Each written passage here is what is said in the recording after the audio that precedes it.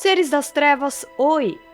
Nosso analisante é um grande médico e escritor que, durante a pandemia, abraçou o alter ego Dr. Derrame e começou a tirar todas as nossas dúvidas de saúde sobre a Covid-19. Hoje, todos esses conselhos e conhecimento continuam sendo repassados por seu perfil no Instagram, que deve salvar mais gente que o padre Júlio Lancelotti com uma panela de sopa numa noite rigorosa.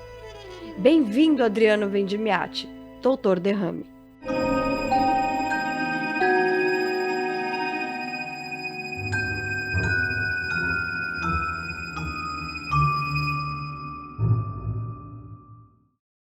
Adriano... Já gostei da cara. Muito bem-vindo. Que bom que você decidiu começar sua análise comigo, viu? Muito feliz. Ó, minha querida, vai fazer agora 22 anos que eu não faço. Eu peguei e falei assim, deixa eu pegar alguém que é light, né? Que não tem esse lado mais sombrio, aflorado, que não tenta tirar, né, assim, aquela coisa assim mais profunda da gente, uma coisa mais leve. Então eu pensei, fala Febre. Perfeito! Magnífico, você vai ver, vai ser super tranquilo. Perfeito. Adriano, eu quero começar te perguntando por que Dr. Derrame? Então, essa pergunta todo mundo faz, né? É claro. Até os pacientes, porque atualmente eu assumi mesmo o negócio, e tanto meus jalecos e tudo mais, está escrito Dr. Derrame. Dr. Derrame. Daí os pacientes olham e falam assim, tem outro, não? Mas na época, porque foi um apelido de faculdade. Meu nome, né, é Adriano Vendimiati Cardoso. Uhum. E na faculdade, às vezes colocam as coisas assim, a sala que você vai e tal, por sigla. Então era AVC, sala 2. Daí o pessoal falou, não, esse cara aí não é aluno, não, isso aí é cara... Ainda mais que eu entrei mais velho, né, eu entrei na faculdade com 21 anos. Falei, esse cara deve ser do 6º ano fazendo aula trote. Uhum. Então acharam, então esse é o Dr. Derrame, Dr. Derrame. E ficou, né? Entendi. Ficou e você decidiu levar isso pro Instagram. Não, assim, na época, tipo assim, no começo eu pensei duas coisas. Em primeiro lugar, que eu nunca podia fazer neurologia, né? Nem neurocirurgia, senão eu ia morrer de fome, né? Você imagina. Quem vai cuidar do meu pai é o Dr. AVC. Não vai. Não. Eu vou pagar particular, sai do convênio.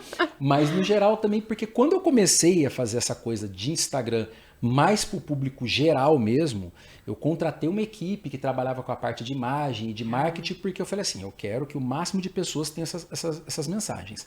Na época era 100% a mesma ideia de trazer a mensagem para mais pessoas. Uhum. Daí eu contratei uma equipe profissional e a menina falou assim, não, Adriano, Dr. Derrame, Dr. Adriano, ok, mas é pela piada, pelo choque que você vai pegar as pessoas. Chama atenção, né? E também porque você não consegue deixar de fazer piada. Uhum. Falando sério, tipo, uma das pessoas que eu tenho assim como exemplo de vida, não só pelo que a gente conhece das mídias, é o Pat Adams. Uhum. E ele fala, né, na biografia dele que ele teve que aprender a ser ético nas piadas dele, porque se deixar ele faz piada em funeral, né, em velório e tudo mais. E às vezes eu sou esse tipo de pessoa. Eu tenho que tomar um pouco de cuidado, tudo mais, mas quando eu pego, às vezes, um paciente terminal, um paciente oncológico, eu sempre tento levantar, né, o ânimo dele e tal, eu tenho que controlar o nível de humor, né, esse tipo de coisa, mas eu não consigo parar de fazer piada. Eu sei bem, eu sei bem. Tá no DNA. Eu não sou médica, mas olha, eu também tenho esse DNA da piada, que nem sempre é boa. A gente foi criado naquela época que você tinha uma lei, você perde o amigo, mas não perde a piada, então, né? Exatamente. Que eu posso perder o CRM, né? Exatamente. O que pode ser muito pior. E seguindo nessa coisa da piada, Adriano, deixa eu te fazer uma pergunta. Por que tem médico que usa jaleco quando vai almoçar? É porque ele está tentando inconscientemente operar a carne, alguma coisa nesse sentido? O que rola? Eu não sou psicanalista, mas sou amigo de algumas, entendeu? Eu acho que realmente tem muito essa questão do inconsciente, assim, do subconsciente dessas pessoas, que elas precisam ser vistas como médico o tempo todo. Uhum. Eu acho que tem sim uma questão de insegurança, né? E aquela coisa, né, que fala que o uniforme faz, né, como é que é? O hábito faz o monge, né? Uhum, uhum. Então, eles se sentem mais médicos quando estão utilizando esse tipo de coisa. Tem pessoas que acham que é de propósito, assim, de caso pensado. Eu vou lá na lanchonete do hospital de jaleco, porque assim todo mundo vai saber que eu sou médico. É uma questão de ego, assim. Sim, 100% de ego, ou, né, de novo... Posso estar usando o termo errado. Eu acho que é de superego da situação. Porque o superego, na verdade, seria o que impede, né? O que faria ele não usar o jaleco no final das Eu digo no contas. sentido que assim, sabe, a pessoa, tipo assim, ela sofre tanto a repressão no dia a dia dela, coisa parecida, que ela se sente assim como se fosse uma armadura, como se fosse uma proteção, como se fosse realmente assim. Naquele momento onde eu entrar naquele ambiente com o jaleco, eu vou ser menos questionado. Né? Eu acho que existe muito na medicina, como um todo, uma insegurança muito grande. Talvez aí a gente pode conversar mais para frente falando sobre toda a formação médica atual. O médico sai muito cru da faculdade e ele tem que ser posto na vida profissional muito cedo. Isso aconteceu comigo. Ele tem que ser posto para trabalhar muito cedo. E às vezes é uma forma de proteção, de segurança, colocar o jaleco. Ele sabe que a partir do que ele está vestindo essa armadura, essa persona do médico, ele é menos questionado. Então, de novo, pode ser consciente e pode ser inconsciente. Você sabe que uma vez, eu espírito de porco, né? Tava saindo de uma consulta e eu sabia que eu ia ter que fazer uma cirurgia. E eu fui comer alguma coisa na lanchonete ali de um hospital. E eu sempre tive essa curiosidade de perguntar para o médico qual a necessidade de ir almoçar ou de sair, de passear com o jaleco. VV, Né? ver e ser visto, né? Então, e aí eu perguntei para uma menina, para uma médica, eu falei, me fala uma coisa, por que vocês usam o jaleco fora, né, de ambientes, assim, hospitalares e tal? Porque, na verdade, ela estava na lanchonete, a menina ficou tão ofendida, mas tão ofendida, só faltou ela me bater. Então, agora também tem que fazer um disclaimer aqui, assim, né? O que acontece? Realmente, tem vários hospitais que tem regra que é proibido o médico fazer isso.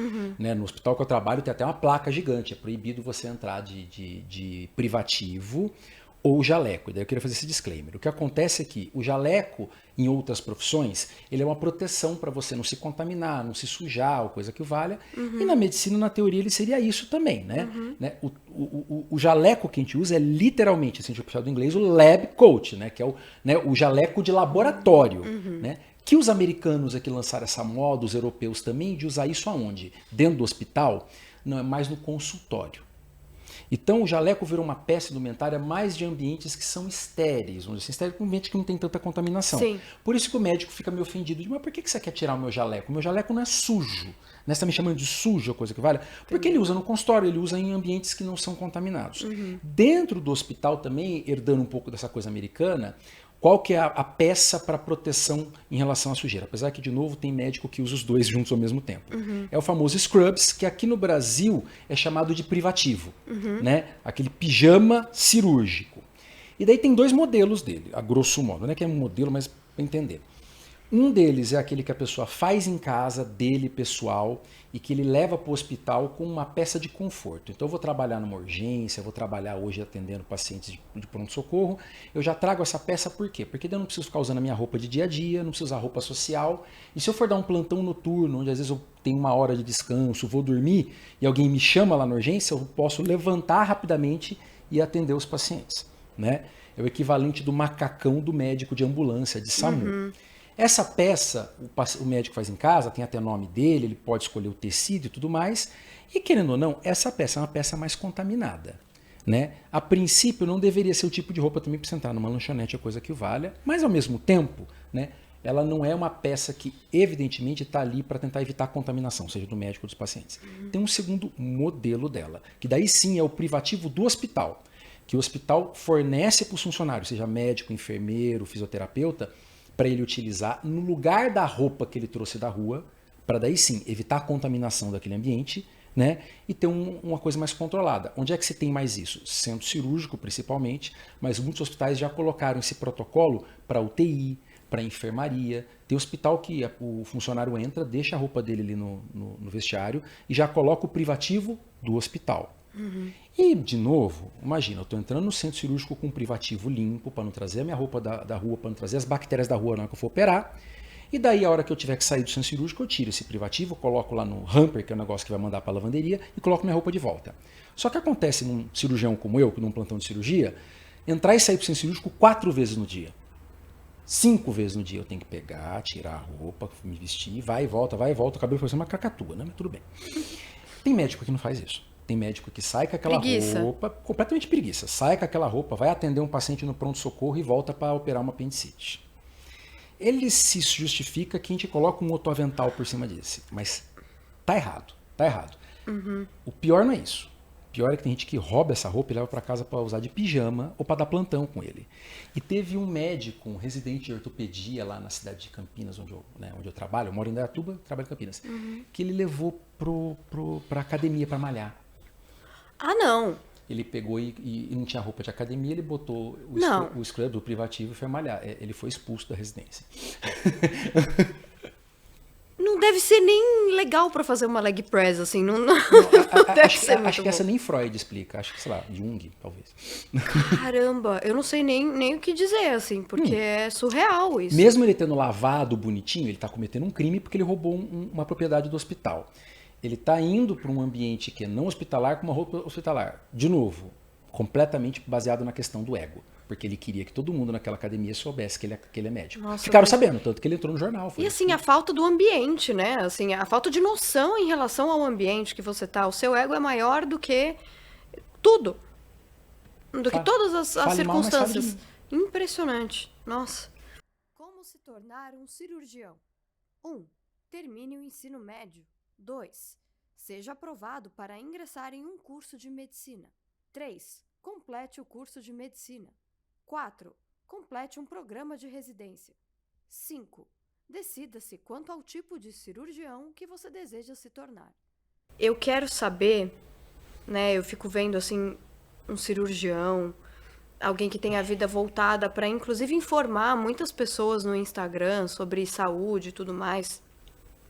Na sua infância, você já via essa preocupação com a saúde ou quando isso entrou na sua vida? Então, a minha infância foi um tanto quanto bizarra, em vários aspectos. Eu espero Conta pra gente!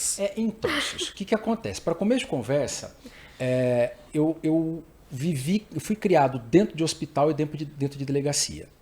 Meu pai e minha mãe foram aquelas pessoas que se fizeram, né? Os dois fizeram faculdade depois de adultos, depois de casados e depois de eu nascido. Meu pai, ele era um carcereiro e que minha mãe trabalhava como técnica de enfermagem e tal para ele poder fazer a faculdade dele de direito. Batalhou, estudou, conseguiu passar numa faculdade pública para ele poder fazer direito porque ele queria ser delegado. Né? Então, quando ele não. Né? E, de novo, eu fui filho único até os 8 anos de idade, porque durante 8 anos meus pais pobres trabalhavam em empregos que tinham plantão noturno. Meu pai de carcereiro e minha mãe de enfermeira. Não tinha quem me deixar. Ou era um comigo, ou era outro comigo. Né? Até que com 5 anos eu fui dormir na casa da empregada, mas tudo bem. O fato é, eles tendo que intercalar plantões, meu irmão foi nascer quando eu tinha 8 anos. Acho que eles não dormiam juntos durante muito tempo. Mas voltando, né? Eu fui criado dentro da delegacia. Meu pai às vezes não tinha com quem deixar e me levava para dentro da delegacia para eu passar a noite com ele. Né? E eu tive muito contato com criminalidade, com bandidagem, com questão de drogas muito cedo. Meu pai trabalhava em Ferraz de Vasconcelos, Poá, Guaianazes, Suzano, lugares bem tranquilos. A gente morava em Suzano. E minha mãe, técnica de enfermagem, quando meu pai se formou em Direito, ele trabalhou para ela poder fazer a faculdade de enfermagem. Eu acompanhei toda a faculdade de enfermagem da minha Que mãe. interessante essa relação dos dois, né? Eu fui na formatura dela, eu tinha 8 anos quando minha mãe me formou. Foi o orgulho da família. Minha mãe se formou na USP, né? Tudo mais. Tal. Minha legal. mãe sempre foi gênio para fazer prova. Até hoje, assim, hoje ela está com 74 anos, mas aos 69 ela pegou umas apostilas que ela tinha lá, começou a ler, prestou um dos concursos públicos mais difíceis que tem do Brasil, que é o de Paulínia, passou em segundo lugar. As meninas queriam matar ela, as amigas dela. Mas então, ela era muito estudiosa, muito inteligente, muito crânio, então eu tinha essa visão, desde criança, que o que liberta? O que tira você da pobreza? O que tira você da criminalidade, da coisa que vale? Estudo. Meu pai falava, se alguém roubar todo o dinheiro que você tem, o teu diploma, o teu conhecimento, ninguém te tira. E eu tinha essas duas vivências desses dois ambientes. Então, acho que o ambiente da saúde ele me seduziu mais do que o da delegacia, em vários aspectos, mas principalmente também porque é óbvio, né? Eu via até mesmo aquela questão de que era um ambiente mais positivo, onde, né, assim, as pessoas entravam ruim para sair melhor. Eu tinha mais exemplos positivos dentro do hospital. E também porque desde pequenininho eu era paparicado pelas enfermeiras, né? Com 5 anos eu era levado pela minha mãe pro hospital, elas, ai, que bonitinho, ele é tão gordinho. Eu falava, eu quero uma profissão que isso aconteça a vida inteira. Karina, eu não estou falando isso, é mentira, tá? Então, voltando, né? Detalhe que Olha, tá vendo, gente? A verdade sai aqui. aparece, As né? coisas Era muito engraçado na aparecem. faculdade, no hospital, quando tem piada sexual em relação à enfermeira, né? Nossa, as enfermeiras do hospital é tudo puta. Eu falei, assim, minha irmã, a minha mãe trabalha aqui, a enfermeira tal. Daí o pessoal foi, ha, ha, ha, ha. Eu falei, não é verdade. Deles, Porque é um estigma clássico. horrível. E tem né? essa coisa assim, né? As piadas desde sempre existem e tudo mais e tal. Mas eu falei a verdade, eles faziam piada, né, com as enfermeiras do hospital e minha mãe trabalhou comigo em 3 hospitais diferentes. Então, e só um adendo, foi por isso que eu fiz eu quis fazer uma enfermeira serial killer no Vantagens que Encontrei na Morte do Meu Pai. É vingança, pra ninguém falar das enfermeiras, entendeu? Eu não acho que ela é uma serial killer, acho que ela tá certa. Eu li. Eu li. Então, mas o que que acontece? Era um ambiente assim, realmente assim, mais positivo, né? E é óbvio, um ambiente onde o médico era o protagonista. Ainda mais naquela época, nos 80, né? Tal, o médico era o protagonista daquilo. E minha mãe falava, não, porque médico isso, porque médico aquilo, né? E eu via como exemplo máximo daquela pessoa que vence na vida através do estudo, através do conhecimento e tudo mais. Eu tinha uma visão muito positivista. Sim, minha mãe e meu pai eram muito positivistas, né? Passavam uma visão mais romantizada da coisa. Mas ao mesmo tempo, conforme eu fui crescendo, eu fui pensando, né? Gostava de estudar, era nerd pra caramba.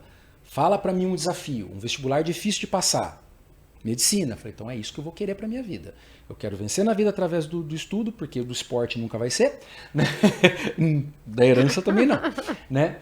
Quero uma profissão que eu me sinta bem fazendo um ambiente que eu já conhecia, uma coisa que eu tinha já esse contato, que era a questão da área da saúde. A minha mãe sempre uma pessoa muito humana, muito aquela coisa de cuidar bem das pessoas, de lidar bem com as pessoas, né? Tudo mais. E também pela questão de que, tipo assim, é o tipo de profissão que não só você pode fazer uma diferença na vida dos outros, mas na sua. Você pode transformar a sua vida. Eu falei, vou prestar vestibular de medicina. Prestei 4 vezes, na quarta eu passei.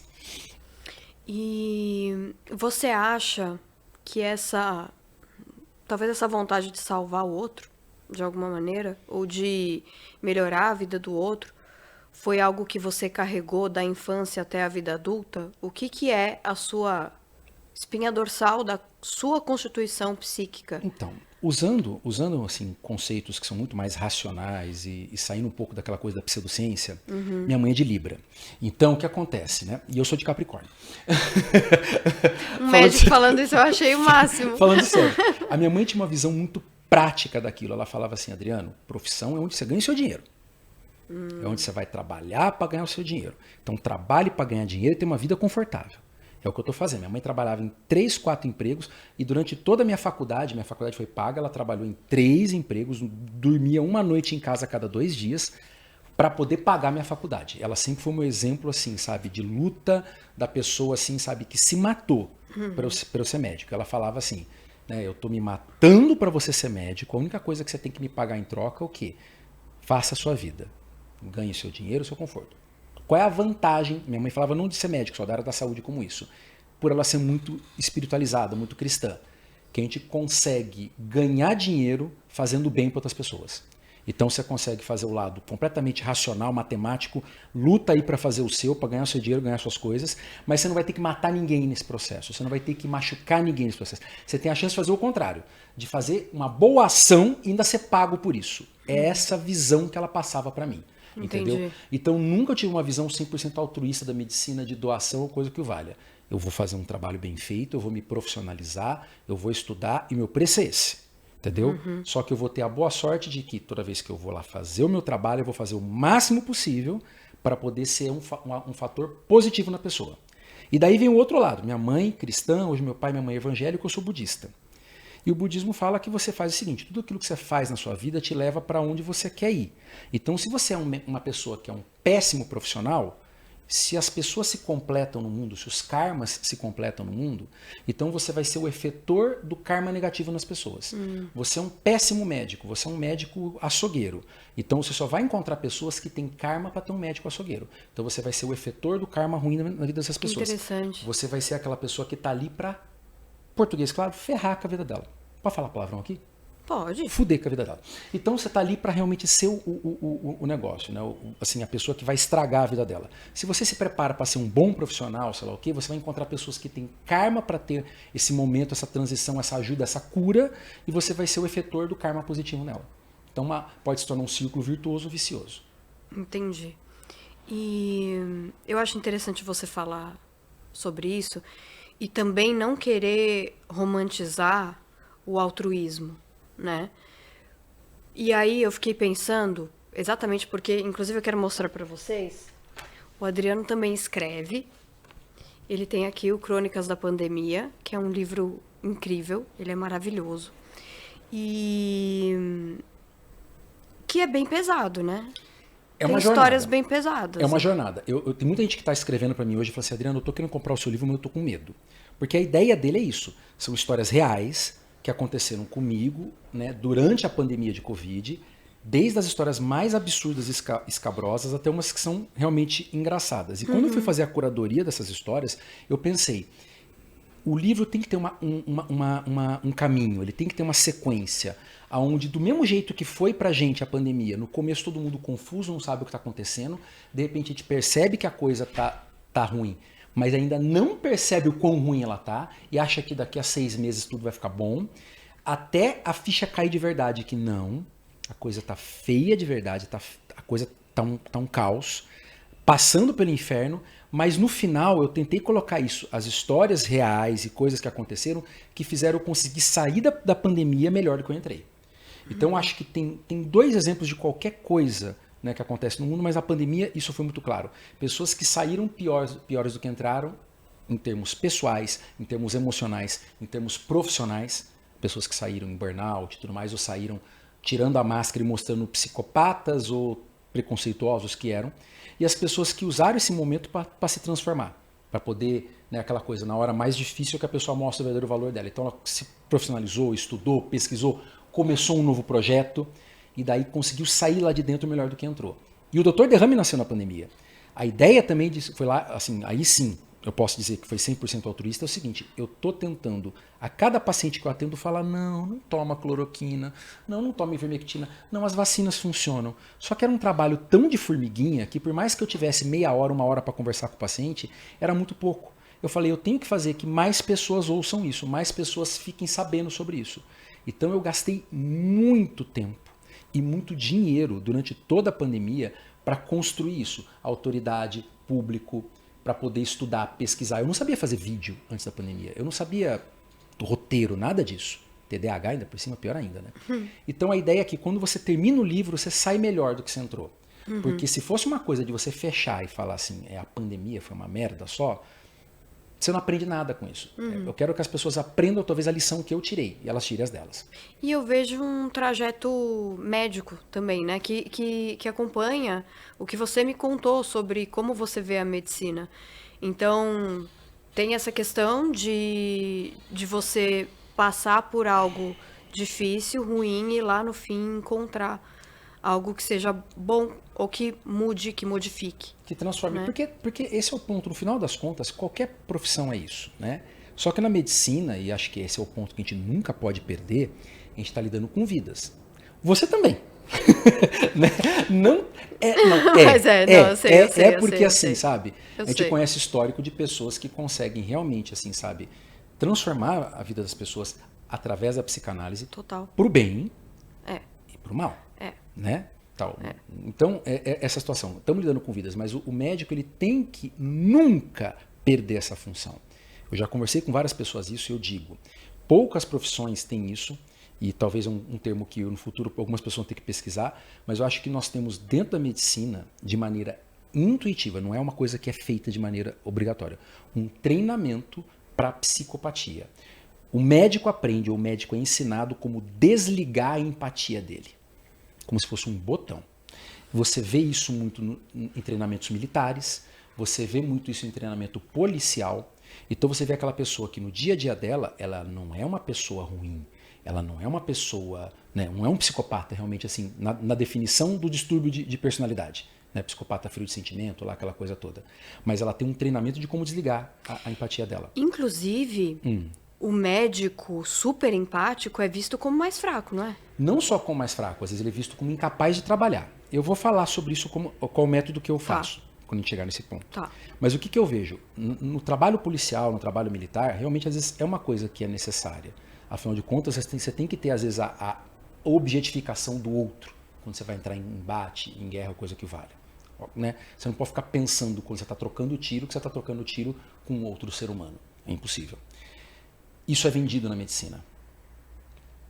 Existem locais, existem faculdades, hospitais que eles vendem isso. Se você tiver, na hora que você estiver costurando, estiver operando, você pensar que aquilo é um ser humano, você vai fazer um trabalho pior.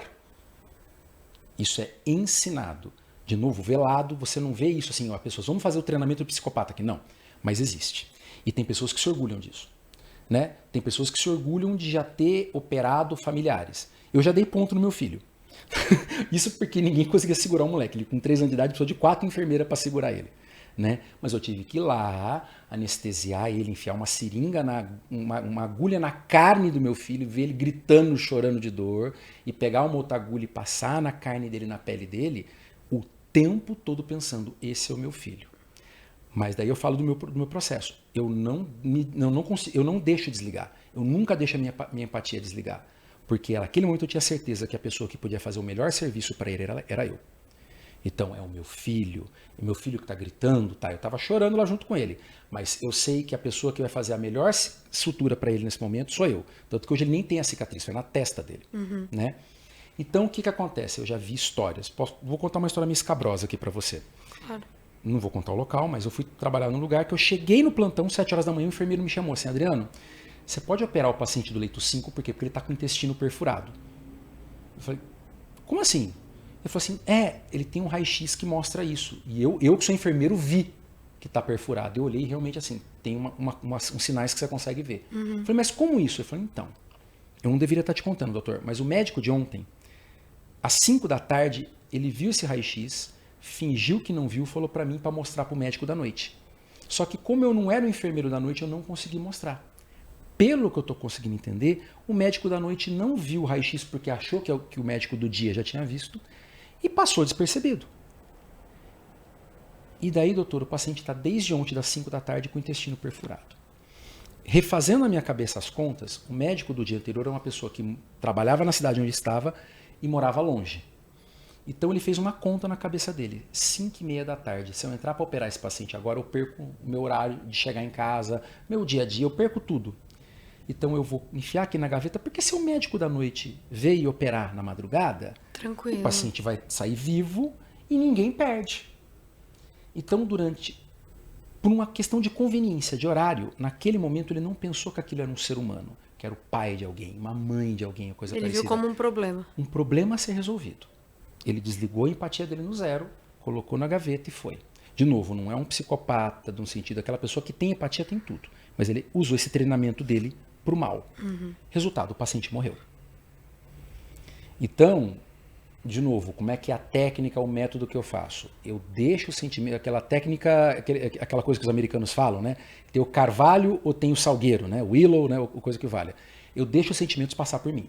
Se eu estou anunciando uma morte, estou conversando com uma família e vem o sentimento, eu choro junto com ela, falo o que tem que fazer, saio dali tranquilo. Uhum. Eu estou no meio de uma ressuscitação. Eu sinto que está vindo uma emoção, alguma coisa nesse sentido, eu deixo aquilo passar por mim, faço o que eu tenho que fazer. Né? Isso é muito comum quando eu tenho que fazer situação de criança. Criança, para mim, é uma coisa que me pega. Então, a última que teve foi uma menina de 8 anos, 9 anos, ela tinha a idade do meu filho na época. E ela morreu também por um erro médico. E daí ela chegou na minha mão, daí o pediatra era recém-formado, não sabia fazer os procedimentos. E eu era o médico mais velho, trabalho com isso há 20 anos agora, né? Falei, daqui, fui lá, não sou pediatra, mas eu tenho experiência com... Fui lá, entubei a menina, começamos uma massagem, eu chorando e falando, faz tal coisa, faz sei lá o quê. Respira fundo, vamos lá. Daí chegou a médica da UTI, tinha que pegar acesso central. Não sabia, mas Adriano, eu também não tenho muito a mão para isso. Daqui, vou lá, faço o que tem que fazer. Depois que acabou, na verdade na hora que estava acontecendo eu nem estava chorando. Depois que acabou, é que todo mundo... Deve vir tudo, né? Não, para toda a equipe. A equipe inteira. No dia seguinte, ninguém conseguiu trabalhar. A equipe toda se arrebentou. A gente ficou 2 horas e meia em cima daquela menina. Ela teve mais de 20 paradas cardíacas. Ninguém queria desistir dela. 9 anos? 9 anos. E o pai levou a menina 4 vezes no hospital. Não foi feito os procedimentos que tinham que ser feitos. Gente. Houve, né, um erro de diagnóstico. E quem teve que depois contar o óbito pro pai fui eu. E não tinha como não me ver nele, né? Era eu falando para ele, eu vendo como se fosse... O que seria se alguém estivesse contando isso do meu filho? O que é mais difícil, Adriano? É a morte? É lidar com a morte ali? Ou é contar que ela aconteceu? É lidar com os vivos depois da morte. A morte em si, tipo assim, ela faz parte todo santo dia da nossa vida. Você tem mortes lindas, você tem histórias assim, sabe, que você vai carregar para a vida. Aquela coisa de melhora pré-óbito, que ninguém sabe explicar. Acontece. Ninguém sabe explicar. Acontece muito, né? Acontece demais. A pessoa vai morrer naquele dia, ela acorda bem. Ela tá mal faz um mês, ela acorda bem, estava confusa com Alzheimer, acorda lustra, chama a família. Disposta, conversa com todo mundo, dá os beijos, sei lá o quê, morre no final do dia. Pessoas que se recusam a morrer, diversas vezes. Teve um caso que a gente teve lá também no hospital lá em Indatuba que eu trabalho, que o pai estava morrendo de câncer e o filho estava na Fundação Casa. Né, que seria a FEBEM. Então a gente conseguiu, através da assistente social, trazer o filho dele. Daí ele chegou lá no leito do pai dele, assim, o pai dele estava morrendo fazia 4 dias. Chegou lá no leito do pai e falou assim, pai, me liberaram, conseguimos um habeas corpus, né? Lógico, né? Falou o que o pai precisou. Mas você está livre mesmo? Sim, a gente conseguiu, eu estou liberto. Eu vou sair daqui para casa para ficar com a família. No que o menino estava entrando no carro, o pai faleceu. Então ele se recusou a morrer até ver o filho. Então, a morte não tem que ser feia, a morte não tem que ser horrível. O difícil realmente é a morte precoce, é a morte evitável. Quando é aquela morte que a pessoa sente que dava para ter evitado, não precisava ter acontecido, que é culpa dela, e você vai ter que virar para ela e falar assim, olha, a pessoa morreu, daí é mais difícil. É lidar com os vivos. A sensação de não ter como voltar atrás, né? Não ter o que fazer. Já era. Freud explica, mas... Toda vez que nós temos reações muito pesadas, muito vou usar um termo antigo aqui, histriônicas, né? Mas por que não é histriônica? Aquelas exacerbadas, mais emotivas, e principalmente as mais violentas, são geralmente daquelas pessoas que têm um sentimento de culpa. Então tem uma pessoa que tem um câncer, tem 5 filhos, aquele filho que acabou de vir de Portugal, tô conversando com os filhos todo dia, teu pai tá com câncer, tá morrendo, mas doutor, não tem nada que possa fazer? Não tem, né? É uma situação, tal. Chegou esse filho de Portugal, como assim não tem o que fazer? Por que você tá fazendo isso com meu pai? Vamos tirar ele daqui, pode chamar a ambulância, a gente vai pôr no Einstein, sei lá o quê. Meu querido, você pode levar para o Monte Sinai de Nova York, não tem o que fazer. E quando você conta um óbito para uma pessoa dessa, assim, aquelas reações mais e mais assertivas. Eu conheço amigos meus que foram espancados por anunciar óbito, né? Nossa. E tem paciente que veio para cima de mim, eu consegui me desviar, coisa que valha, como se a culpa fosse sua. Eu já tive um amigo meu que ele apanhou porque ele anunciou uma gestação. Eita, então, a gente já entendeu. E o cara falou, não, sério, e o cara falou assim, você engravidou minha mulher. E detalhe, ele só fez o teste. Ele falou assim, hã? Acho que não, senhor. Acho que não, meu senhor. Acabei de conhecer ela. Adriano, o que você acha que é mais assustador em ser médico no Brasil? Hoje em dia, a coisa mais assustadora é o quanto um CRM é uma licença para matar. Fala mais sobre isso. Claro, não existe uma regulação firme e real sobre a conduta do médico. Hoje a partir do final dessa semana, vai ter a eleição para o CFM. Já houve a eleição do CRM em todo o Brasil, né? A maioria dos estados ganhou chapas que se anunciavam como de direita e que anunciavam todas as outras chapas como de esquerda. Eles usaram todo o movimento da eleição para realmente emparelhar os CRMs de estado. Fala português, claro. Por quê? Porque durante a pandemia, muitos crimes foram cometidos. Crimes. No sentido de que você fazer curandeirismo no Brasil é crime. Você pegar e usar informações falsas é crime. você pegar e enganar as pessoas que tal tratamento funciona para uma doença, sendo que você tem evidência que ela não funciona, é crime. Na legislação, o não conhecimento não te exime do crime. Então, eu estou usando ivermectina para tratar alguém. Eu acho que ivermectina funciona. Já temos evidência que não funciona. Eu não sabia da evidência. Não importa. Problema é seu. a tua obrigação saber. Daí, houve durante toda a pandemia o CFM falando da autonomia médica. O que seria autonomia médica? O médico responde pelos seus atos. Se ele quiser passar um remédio errado, ele que sofra as consequências. E ninguém sofreu consequência alguma. Nós temos relatos e mais relatos de experimentos feitos com pacientes. Inalação feita com comprimido de cloroquina. Isso é um experimento. É um comprimido que tem talco, que qualquer médico formado sabe que você inalar aquilo causa uma inflamação no processo. E que médicos entraram no hospital e fizeram isso com pacientes. Esses médicos tiveram seu CRM cassado? Tiveram qualquer tipo de denúncia?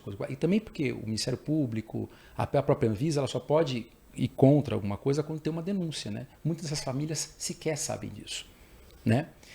Então, sabendo que os médicos são mais conservadores, mais tradicionalistas, mais de direita, esse discurso cola. Então, eles conseguiram nos CRMs de Estado, inclusive que todo CRM de Estado acontece isso, que só tem bandido no CRM, não. Mas eles conseguiram emplacar justamente os médicos que foram contra as vacinas, a favor do tratamento precoce. Esse pessoal das fake news, em alguns estados, conseguiram entrar. E agora estamos tendo eleição do CFM. E está acontecendo a mesma coisa. É interessante porque quando você fala de CRM, eu também penso na psicanálise, na questão do quanto o CRM é político, né? Sempre. Sim. O DSM também. Ele é um órgão político, ok. Mas ele deveria ser um órgão... Eu falo isso de maneira clara, por isso que eu sou meio que procurado. Talvez isso aqui vai ficar gravado, né? Talvez no futuro, depende de quem ganhar no CFM, eu possa ser perseguido por essa fala. Mas qual que é a função de qualquer órgão de classe? Proteger a população dos profissionais ruins. A ideia é essa. É criar um padrão, Entendi. ou criar uma estrutura, um código de ética que deve ser seguido para proteger a população de profissionais mal intencionados, mal formados ou principalmente desatualizados. Como é que funciona hoje o CFM e o CRM? Ele protege os profissionais ruins da população. Ele é um órgão que está ali justamente para poder servir de barreira entre o médico e uma perseguição implacável, e a caça aos médicos, e advogado de porta de hospital, e hoje em dia a judicialização da medicina, e essa coisa toda que eles falam que o que está acontecendo é que está tendo uma caça, né, uma temporada de caça aos médicos, ou de processo atrás de processo. Eu acho que a questão da judicialização é inevitável. Só que a defesa do médico não deveria ser um CRM que protege, deveria ser bom, não fazer nada errado, ser totalmente. ético, ser atualizado, Totalmente. seguir os protocolos É. e coisa que valha, né? Então o que acontece é isso. Hoje em dia os médicos podem cometer crimes, estão em soroterapia, tratamentos ineficazes. Inclusive, eu estava vindo para cá, eu vi um estabelecimento de soroterapia. Eu assim, gente... Então aquilo é blatantemente um crime. Só que para aquele crime, tá lá. para aquele crime seguir em frente, tem que ter uma denúncia. Tem que ser uma pessoa que tomou soroterapia, que teve efeito colateral, que vai lá e faz uma denúncia no Ministério Público, uma denúncia na Anvisa, porque teoricamente ele está fazendo uma alegação que não pode, e no CRM. Pode ser que a Anvisa acate, o Ministério Público acate, agora o CRM, muito complicado. Então meu medo hoje é isso, é que não existe nada que proteja a população dessas pessoas. A tendência disso talvez seja piorar e que a concorrência é desleal. Eu que quero ser ético, eu que quero, né, basear o meu conhecimento em evidência ou coisa que o valha, entendeu? Estou tendo que concorrer com quem pega e fala que é só tomar um soro que a tua imunidade aumenta. Eu acabei de criar um produto, né, um curso, um programa de cuidados diários para o diabético. Como o diabético cuidar da diabetes através da medicina do estilo de vida. Dia a dia dele, cuidar de atividade física, exercício é coisa que valha. Eu estou tendo que concorrer com pessoa que nem médico aquela coisa que aconteceu lá dos falsos, lá, que são atores, né? Vendendo desparasitação, porque o que causa diabetes é um parasita no pâncreas. Né? É com isso que eu tenho que concorrer. E daí, então, é uma coisa que eu até falo, muito comercial meu, comercial que eu faço no Instagram, eu faço de maneira bem sensacionalista. tal coisa, tal. E quando a pessoa chega no meu produto, ela vê que não tem nada a ver. Não é sensacionalista, Tal. né? Mas É a mesma coisa que a psicanálise e o coach, assim, né? Tipo, você vai ver clickbait. Não, hoje em dia psicologia e tal. Se você chamar de psicanalista, agora se você falar que você é coach de sentimentos, Acabou. coach de performance, se você falar que você é É coach querer a solução rápida, É. né? Solução rápida, gente. Não, você deveria mudar, tá? Paula Febre, coach de performance. Deus me livre.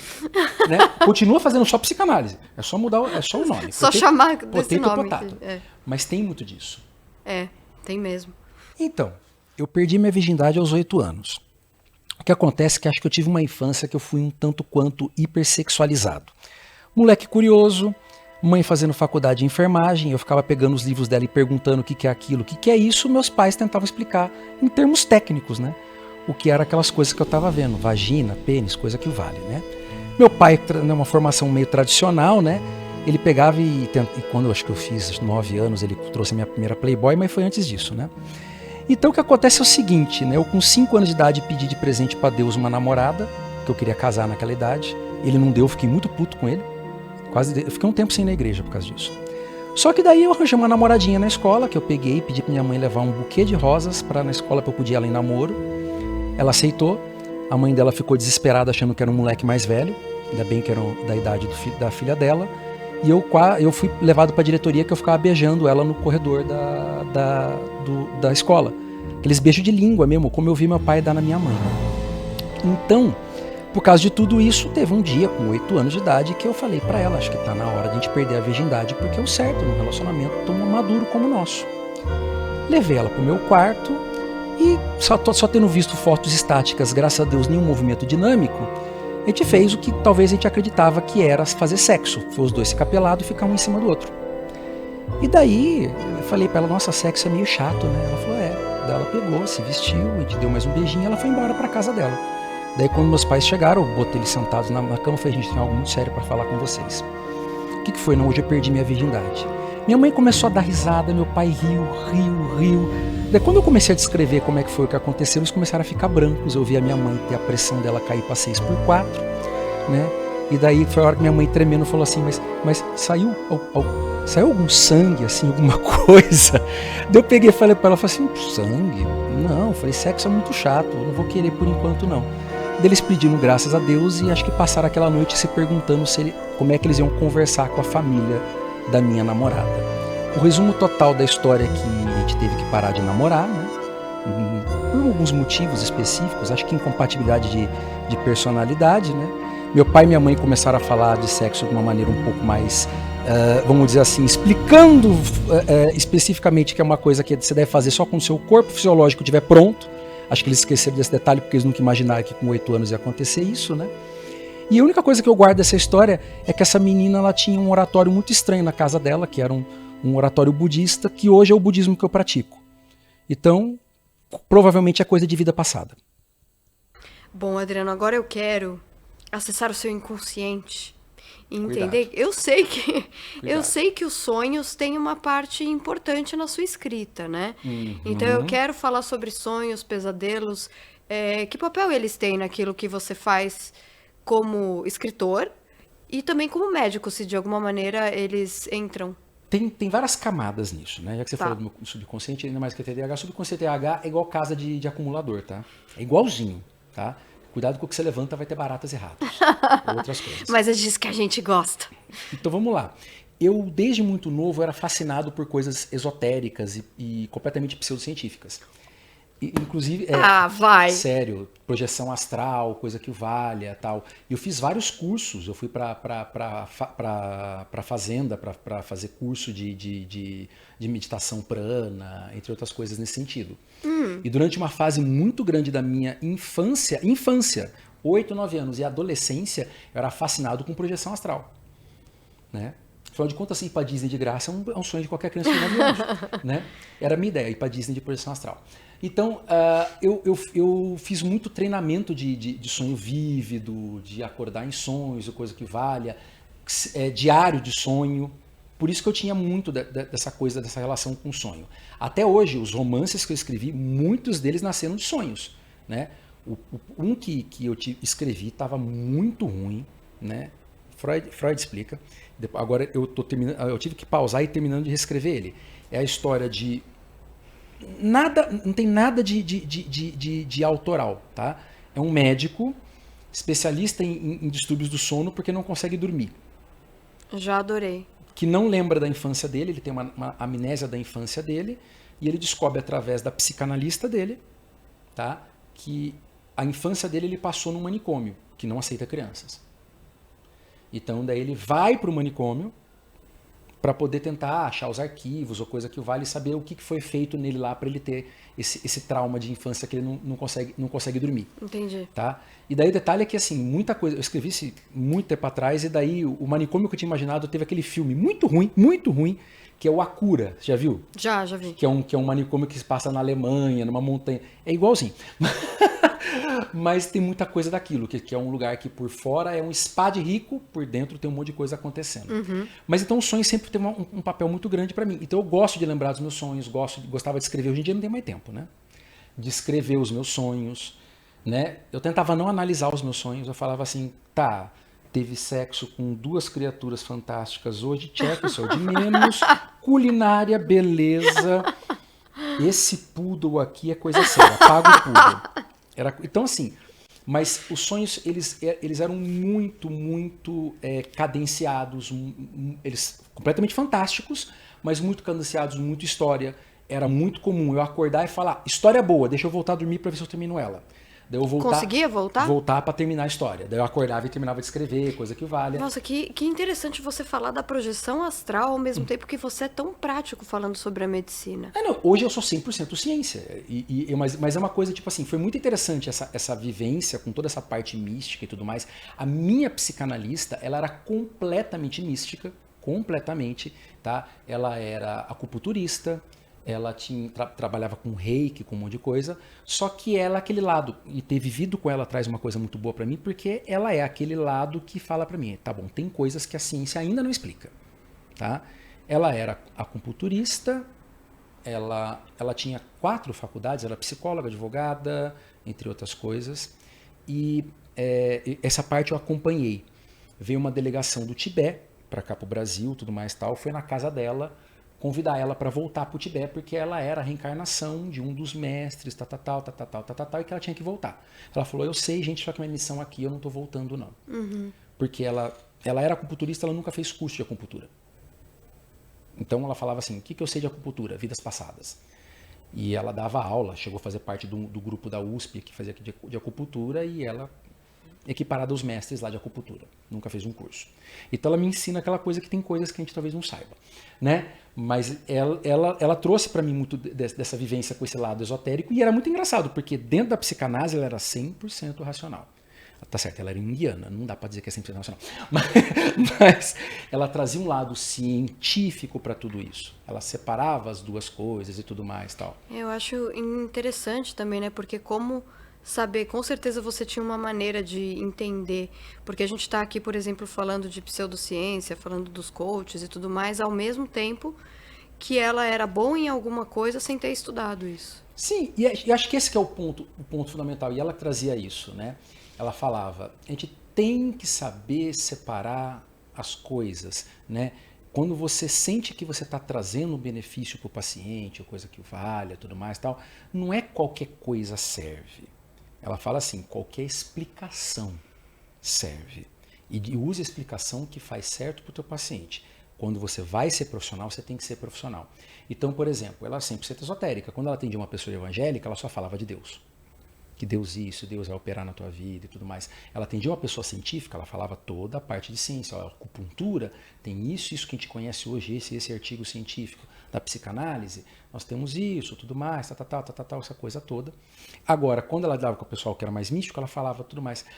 Vamos falar, pegar pesado, vamos falar sobre inconsciente coletivo, vamos falar de outras explicações. Mas ela falava, você pode usar para as pessoas a explicação que convém para ela. Mas você tem que ser 100% ético profissional. Se você está usando alguma coisa na sua prática clínica, na sua prática do dia a dia, que você não entende o que está acontecendo, primeiro entenda, primeiro estudo, depois use. Paciente na cobaia. Perfeito. Agora, Adriano, não sei se você sabe, mas eu tenho a geladeira que guarda todas as fobias do mundo. Mamãe. Então eu vou abrir essa geladeira e a gente vai falar sobre a fobia do dia. Tá bom.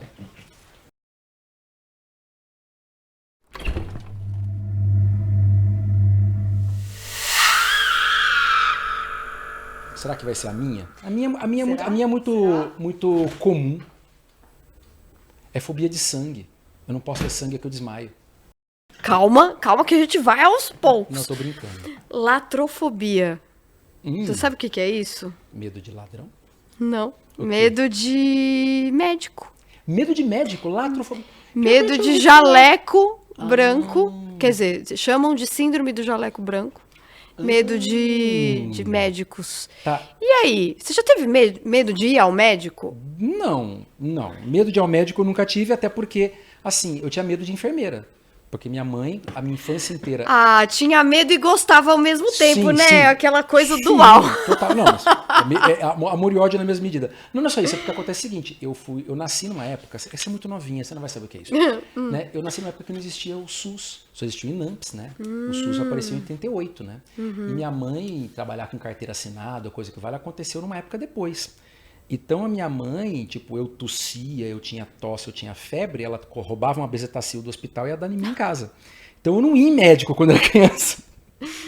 A minha mãe tá com febre? Bezetacil pra tudo, né? E coisa que vale. Ela tinha uma farmácia em casa das coisas, tudo mais. Então meu contato com o médico foi ser dentro do hospital, realmente, tudo mais. Eu tinha uma saúde de ferro, apesar dessa coisa, tipo assim, aquela criança que nunca ficava doente, nunca ficava mal. Só teve um dia que eu fui tentar escorregar num cimentado de casa, que era um cimentadão, tipo de meia, e dei com a cabeça no chão, que fez aquele galo gigante que meu pai teve que levar pro hospital para fazer raio-x e tudo mais. Né? Odiava agulha, odiava injeção. Nunca levei ponto, nunca quebrei um osso. Sabe, piá de play, como o pessoal do Sul fala. Meninão criado pela avó, 100% em casa, videogame desde os 4 anos de idade. Menino de prédio. É que, no caso era prédio, era um bairro, era um bairrão, só que eu ficava dentro de casa o tempo todo. Entendi. Gordinho, porque filho de italiana, quanto mais gordo, mais saudável.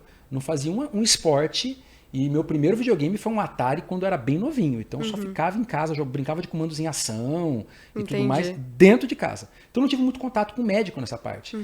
E depois de adolescente e tudo mais que eu fui ter contato, não tinha muito disso não. Você já conheceu o médico sendo médico, basicamente. Quase, ou pelo menos eu conheci médico querendo ser médico já. Então daí já foi uma relação já mais positiva.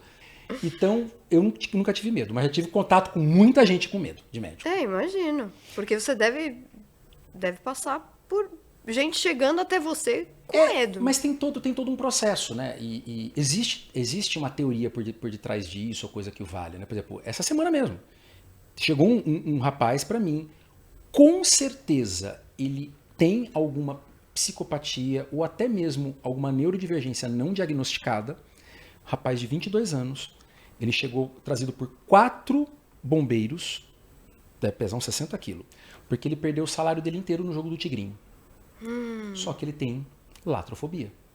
E ele não quer ser levado para o hospital. Só que ele estava andando no meio da rua, se autoflagelando, batendo na cabeça, no meio dos carros. Acharam que era uma tentativa de suicídio e trouxeram ele para o hospital. Imagina, ele tem fobia a médico, fobia ao hospital, trouxeram ele para o hospital. Precisou de 4 bombeiros para segurar ele. Daí chegou a mãe dele e falou, doutor, ele é especial, ele é diferente e ele não gosta de médico. Né? Então, a primeira coisa que eu fiz, eu pensei, não, gente, daí todo mundo fala, Adriano, amarra ele, contenção física, e ceda ele, contenção química, dá Aldol, dá diazepam. Falei, não dá, porque isso não é um surto, isso é dele, é o movimento dele. Se eu sedar ele, a hora que ele voltar, ele tem latrofobia, ele vai continuar agitado, ele vai continuar em surto. Ou eu convenço ele para entrar, ou ele não vai entrar. Então, o que eu fiz? O que eu aprendi? Equiparação de posição. Ele estava ajoelhado no chão, abraçando as pernas. Eu sentei do lado dele. Sentei do lado dele e falei assim, ô, posso conversar com você e tal? Eu falei, cara, já perdi dinheiro também. Comecei a conversar com ele, linguagem completamente informal. Como eu não tava de jaleco, eu estava de privativo. Acho que naquele momento eu não sabia se eu era enfermeiro, se eu era médico. Não me identifiquei como médico, me identifiquei como Adriano, conversei com ele e falei assim, cara, tua mãe tá aí, vamos passar na consulta? Você não vai ter que tomar remédio nenhum. Passar na consulta. Senta lá na frente, tudo mais. Você explica a situação, você explica que o que está acontecendo com você é que você está muito chateado pela questão da perda do dinheiro. Quando eu falei do perda do dinheiro, ele começou a se bater de novo. Eu falei, calma, você explica para ele o que está acontecendo. E daí, se der tudo certo, ele vai liberar você e você vai para casa. Porque senão, cara, você vai entrar, vão ficar te entuchando de remédio, você vai ficar aqui, vai passar o final de semana inteiro aqui. E tua mãe sofrendo. É uma coisa que a gente aprende muito na medicina de estilo de vida. Não dá para lidar com o paciente com a dor, você lida com o valor. Então não adianta eu falar, vão te dar remédio aqui e tal. Qual que era o valor dele? A mãe. Ele mudou quando a mãe chegou. Então a mãe é um valor para ele. Entendi. Então eu tenho que usar a questão. Sua mãe vai sofrer, você vai sofrer, não funciona com ele. Entendi. Daí eu conversei com ele e dei um comprimido para ele de diazepam. Ele estava tão na tensão que ele desmaiou com aquele comprimido. Ele desmaiou. Ele tomou, 10 minutos depois ele dormiu. Saiu de lá, tal, e foi embora para casa dele. Mas tem muito disso. Não dá para você lidar com a pessoa que você tiver num surto, na fobia, você tentar lidar de igual para igual. O cara tem medo de jaleco branco, tira o jaleco branco, meu querido. Claro. E a minha fobia, eu falei, é aracnofobia. É? Nossa senhora, eu morro de medo de aranha. É mesmo? E começou desde a infância? Não sei em que Sempre. momento. Talvez, não, meu pai conta uma história que deve ter sido ela. E tem vídeo disso acontecendo. Meu pai tentou matar uma aranha lobo, que ela é muito comum em mato, sei lá o que, quando a gente morava lá em Suzano, e na hora que ele bateu nela com a vassoura, os milhares de filhotes dela se espalharam. Porque as aranhas lobo carregam os filhotes milhares.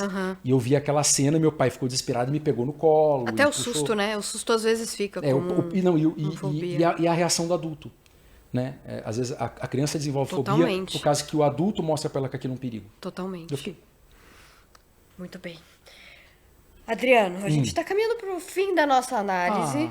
Então eu quero te fazer algumas perguntas mais rápidas. Tá bom. Azar o seu. Ele é médico também? Hã? Ele é médico também? Ele acha que é. É porque fez faculdade comigo. Adriano, qual você acha que foi a maior conquista da sua vida até hoje? A maior conquista da minha vida? É muito engraçado essas coisas que parece fala pronto, coisa parecida, mas eu acho que a maior conquista da minha vida é a Karina, o meu casamento.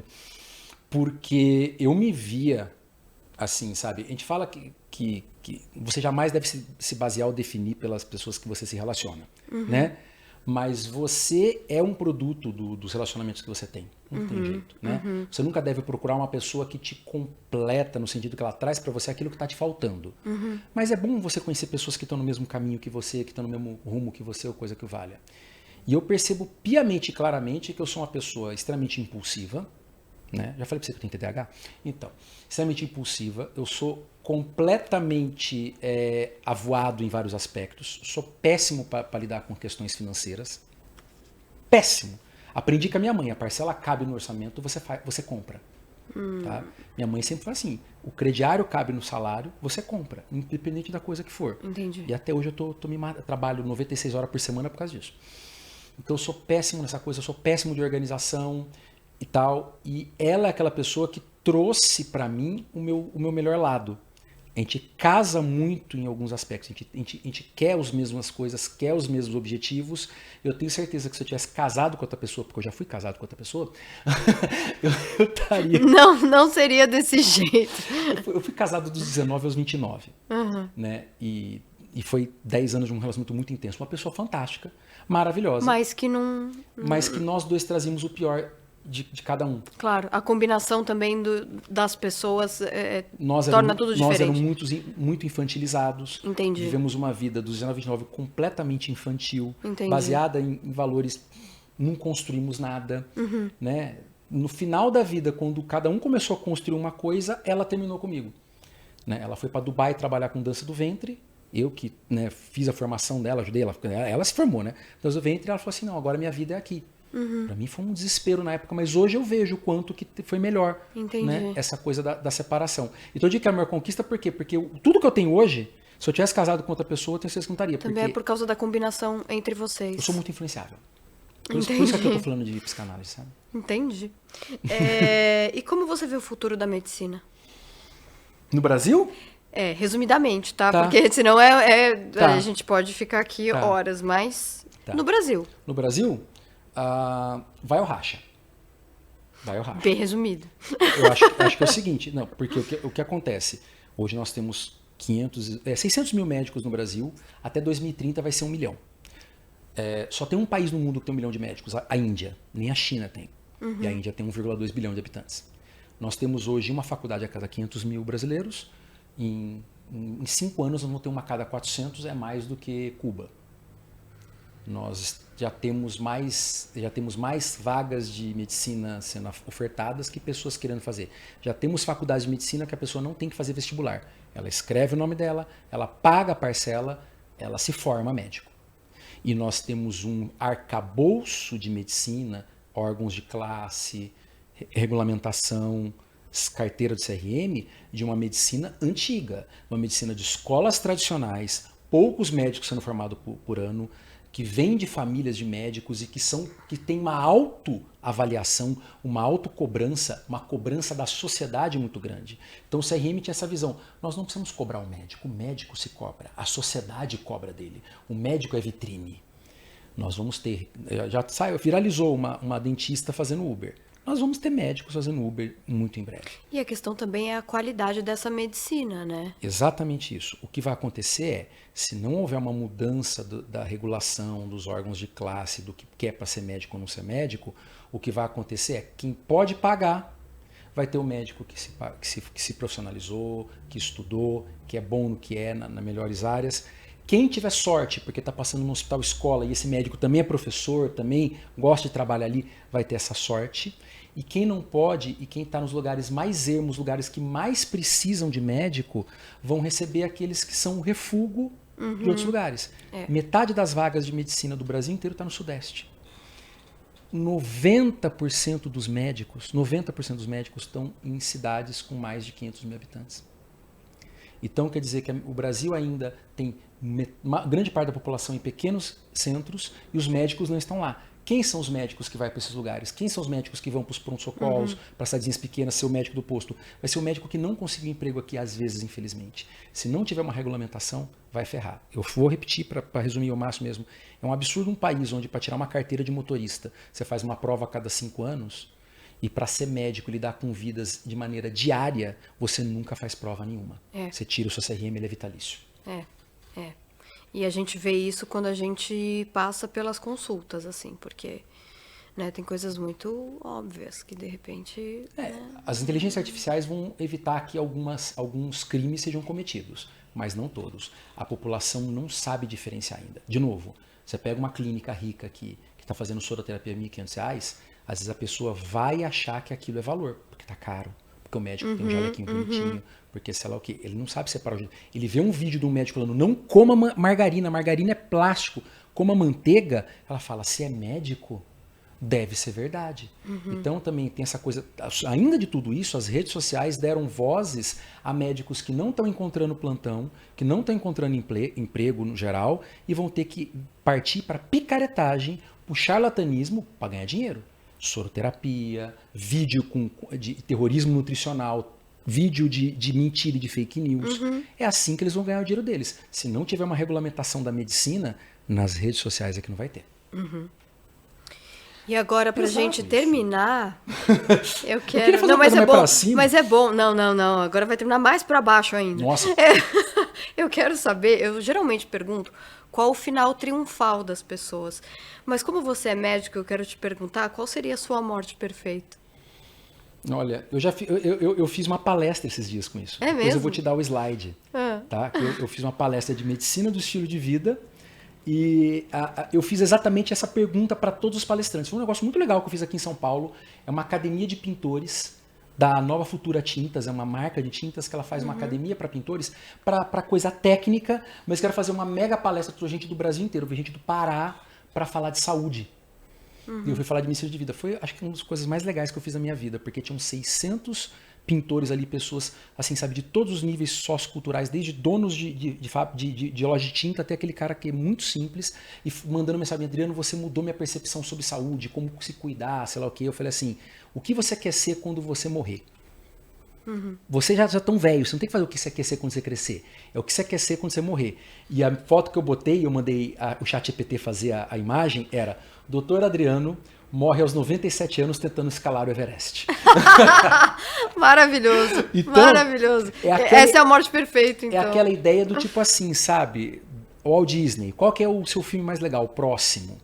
Então, quando você para A vida não tem fim. Quando você para de planejar, quando você para de sonhar, quando você para de almejar, quando você para de querer, de você realmente você ter ambição para as coisas, você morre. Então, a hora que você fala que a sua vida está pronta, a sua vida está feita, você morre. Estatisticamente no Brasil, o homem morre 5 anos depois de aposentar. A mulher, por ter uma jornada dupla, tripla, não. Porque o homem naquele momento fala, eu tô pronto pra vida, sei lá o que, agora eu vou curtir o quê? A aposentadoria. Morre. Sem motivação não existe vida, né? Então, a questão da motivação, do drill. Então, assim, não que eu queira escalar o Everest, Sim, mas assim eu acho uma coisa interessante. Não, eu entendi. Sim, não, mas o que eu tô querendo dizer é o seguinte, que a ideia principal é, eu quero aos 97 anos pensando, o que eu posso fazer agora? O que eu tenho para fazer agora? Então, assim, o que eu quero fazer é morrer trabalhando. Perfeito. Morrer planejando, se eu não consigo mais medicar, trabalhar, que seja escrevendo, estudando. Eu atendi um senhor, 92 anos, que ele é médico em Minas, ele ortopedista, até hoje ele vai lá na clínica dele e continua fazendo laudo e coisa parecida e tudo que mais. Legal. E tem também o amor pela profissão, né? Aquilo que te motiva pra caramba. E é o que mantém ele vivo. Eu tenho muita história de vozinha que contrataram uma empregada para poder fazer o café da manhã dela, ela morreu. Porque o que mantinha vivo era levantar às 6 horas da manhã para fazer o café. Então, que coisa. Adriano, como que as pessoas te acham? Instagram? Instagram. Todas as redes sociais vai estar como DR, né? Dr.derrame. Perfeito. Muito obrigada, viu? Que é isso, minha querida. O prazer foi todo meu. Adorei. Fim da nossa sessão. Seres das trevas, tchau. Nosso analisante é um grande médico e escritor que, durante a pandemia, abraçou o alter ego Dr. Derrame e começou a tirar todas as nossas dúvidas de saúde sobre a Covid-19. Hoje, todos esses conselhos e conhecimento continuam sendo repassados por seu perfil no Instagram, que deve salvar mais gente que o padre Júlio Lancelotti com uma panela de sopa numa noite rigorosa. Adeus, Dr. Derrame, e obrigada pelo seu inconsciente.